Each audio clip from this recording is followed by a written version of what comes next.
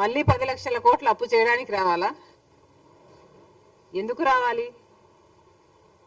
10 లక్షల కోట్ల రూపాయలు అప్పు చేయడం కాకుండా, రాష్ట్రాన్ని అప్పుల పాలు చేయడం కాకుండా, మీరేమో ఋషి కొండలు కొండలు కొరిగేసి ప్యాలెస్లు కట్టుకోవడానికి రావాలా? కనీసం రాజశేఖర్ రెడ్డి గారి జలయజ్ఞంలోని ప్రాజెక్టులు పూర్తి చేయకపోతే, కనీసం ఉన్న ప్రాజెక్టులలో మీరు మరమ్మతులు మెయింటెనెన్స్లు కూడా చేయకపోతే గేట్లు కూడా తేలుతున్నాయండి.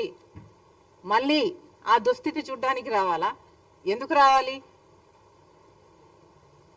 రాజశేఖర్ రెడ్డి గారు ఎంతగానో వ్యతిరేకించిన బీజేపీ పార్టీతో మీరు అక్రమ సంబంధం పెట్టుకొని ఆఖరికి మన అన్ని విభజన హామీలతో సహా, పోలవరంతో సహా, కడప స్టీల్ ఫ్యాక్టరీతో సహా మన విభజన హామీలు మొత్తం, ప్రత్యేక హోదా అన్ని తాకట్టు పెట్టడానికి మళ్ళీ మీరు రావాలా? దేనికి రావాలి?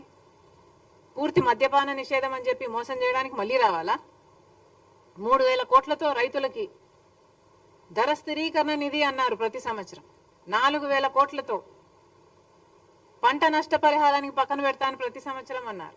ఇలా ఎన్ని మాటలు చెప్పి మళ్ళీ మోసం చేయడానికి రావాలి? రాడు. జగన్మోహన్ రెడ్డి గారు ఇక అధికారంలోకి రాడు, వైసీపీకి అధికారంలోకి రాదు. ఎందుకంటే ఒకసారి ప్రజలు అవకాశం ఇచ్చి చూశారు. దేవుడు బంగారు పల్లెంలో అన్ని పెట్టి ఇస్తే అవకాశాన్ని ఎలా దుర్వినియోగం చేశారో ప్రజలు చూశారు. ఈరోజు వైసీపీ పార్టీ క్రెడిబిలిటీ కోల్పోయిన పార్టీ. కాబట్టి వాళ్ళు మళ్ళీ అధికారంలోకి వస్తారని మేము అనుకోవటం లేదు.